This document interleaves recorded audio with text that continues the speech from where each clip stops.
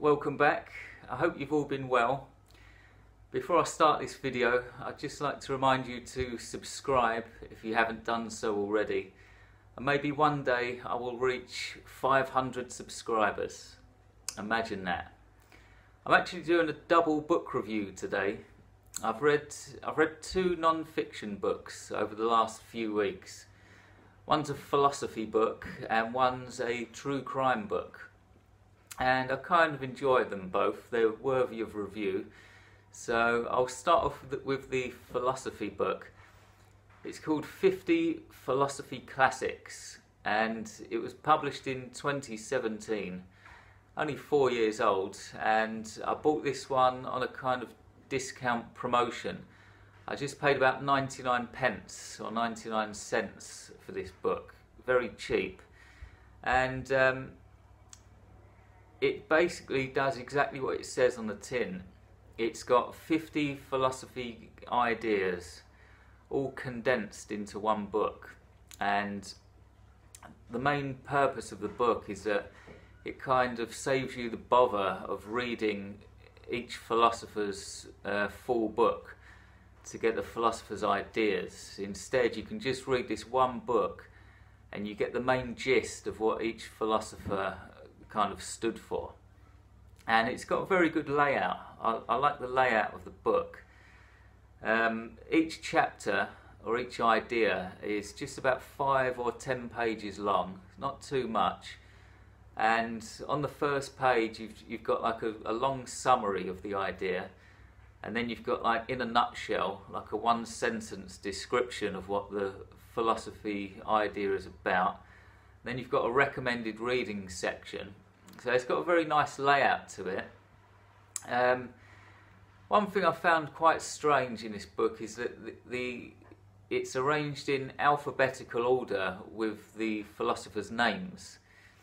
That didn't quite make sense to me. I think it would have been better in a kind of chronological order, going from the past to the present, with the modern ideas last. But it's in alphabetical order. You know, it doesn't ruin the book. I just thought it was a bit strange. My main criticism with this one, though, is that most of the ideas in this book are what I would call political philosophy. And I'm not into politics really that much. I didn't want to read about politics all the way through the book, but I did find myself doing so. Most of the ideas are about, like, managing governments, you know, from ancient Greece.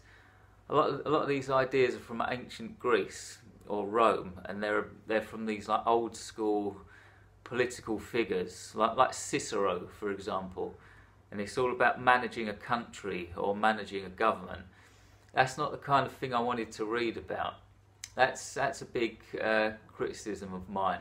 I was hoping for, like, philosophical ideas, like, you know, the classic one, if a branch falls to the ground in a forest and there's no one around, does it still make a sound, kind of thing? Or is there such a thing as free will or the self?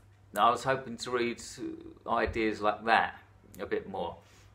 Also, I was a bit annoyed because with a book like this, 50 philosophical ideas, I was hoping to see, like, David Benatar in there. Personally, I've read a bit of philosophy now, and the most powerful, poignant philosophical idea I've ever read is anti-natalism, but it's just not in this book. I suppose it can be forgiven because the book is called 50 Philosophy Classics, and I suppose anti-natalism is more of a recent one, so I suppose it's excusable. I did see Sam Harris in this book, though. I'm a big fan of Sam Harris, by the way. The Illusion of Free Will is in this book. Sam Harris has got a section, and two other philosophers that I discovered by reading this book are Marshall McLuhan, who's... I can't go into these two ideas too much, it'd take too long. Marshall McLuhan, his main insight is that it's not, we use technology to communicate, and it's not about the content of the communication, it's about the actual method itself. Just check out Marshall McLuhan, he's a good one. And there's another guy called Baudrillard in this book, and his philosophy is quite crazy as well. Apparently the film The Matrix is loosely based on his work, and I discovered these two people by reading this book. So altogether, it's not a bad book at all. I'm actually going to give it 8 stars out of 10. Even though it's full up with political philosophy, I still think it's a good book. It's well formatted, and if it still costs 99p, I would actually recommend buying it. If you're into philosophy, definitely give it a go. Alright, so that was the philosophy book. Let's move on to the true crime book. The other book I read is a book called Chambers of Horror. Now and again, I fancy reading a bit of true crime. I'm quite interested in like serial killer stories. Now and again. I found this one that was published in 2018, and again I just paid about 99 cents for this one. It's really cheap. The main criticism I have about this book, however, is the title is very misleading. It's called Chambers of Horror, and when you read the blurb, you're kind of given the impression that the whole book is about these secret lairs and the chambers that these people used to keep people captive. And you're kind of given the impression that the book goes into great detail about these rooms and stuff and what they look like, but in truth there's not that much detail in the book about this stuff, no more so than any other true crime book on the market. So I felt a little bit cheated there. And also, like, one of the chapters is called like this man, the serial killer's name and the moving chamber. Right, the chapter's called Moving Chamber, but all it means is that this guy used to kind of grab people into his car and then kill them. So it wasn't a moving chamber. That the whole book is advertised as being about chambers and stuff, but it's just another true crime book. It's quite misleading there. However, to be fair, there is a lot of information in this book. It covers 29 different cases, and that's a lot. It took me a while to read this, and some of them are not very well known. There are some classics in there, like Ed Gein, for example, and what's the other? Dennis Nilsson and stuff, Jeffrey Dahmer. Some of those guys are in the book, but you read about other ones as well. It's not actually that well written, to be honest, as well. It kind of feels like you're reading a big Wikipedia article. Not that well written, but it's good enough. And there are pictures in the book as well, which I appreciated. I do like a picture to go along with the text. Although not every single chapter has a picture. I don't know whether that's a copywriting issue or what, but some do, some don't. There are two chapters that stick out in my mind about this book that I wanted to just quickly touch upon. I read about a man called Philip Garrido in this book, and it's just horrific. He's American. This happened in America. In 1991, he kidnapped an 11-year-old girl as she was walking home from school or something. He took her back to his house and he kept her locked up in a tent, basically. He had 2 or 3 tents in his back garden that he'd kind of modified in some way. He kept this girl in a tent for 18 years in his back garden, and his wife knew about it as well. He actually had a wife. Kidnapped her for 18 years, and then he actually got her pregnant twice. This kidnapped girl gave birth twice in this 18-year period. And I think he was actually known to the police, and like social service workers or social workers actually went to his house. And they might have even seen these tents, but they didn't even bother looking inside them.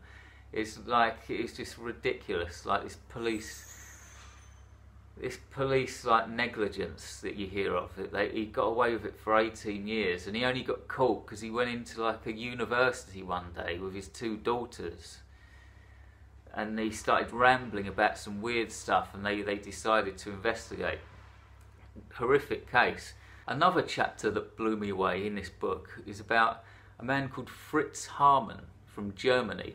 This is going way back, this one. This man was active between 1918 and 1924. He killed 24 young men. I think he was gay. He used to bring these men back to his apartment and kill them. And he got found guilty of all these murders, and he got the death penalty in Germany. And I don't know whether he got the guillotine or what, but his head was cut off. He was like decapitated. The interesting part of this story is that scientists in Germany really wanted to study his brain to see what it was that turned this man into a monster, because he was so prolific. So his head was actually kept in a jar in a laboratory for 90 years. They put it in a jar in 1924, and it wasn't until 2014 that they finally got rid of it by cremating it. I don't think they actually found any. I don't think they found what they were looking for. I think they studied it, but they couldn't find anything. But that's amazing. They kept his head in a jar for that long. Weird story. So this was the other book that I read. It's not very well written, as I say. I do recommend it if you're really into true crime, though. There's a lot of info in here. I'm going to give this book 7 stars, and it's just because there are so many cases in here. There are 29 chapters. A lot of information for a very cheap price. So check it out if you're a hardcore true crime fan. Thank you very much for watching. Remember, you can pre-order my book, The Hand That Pulls You Under, for 99 pence or 99 cents, I can't remember. The link is below. I'll see you again in about a week or 2. In the meantime, try to have a great day on this weird, COVID-infested, fascinating rock we call Earth. Goodbye.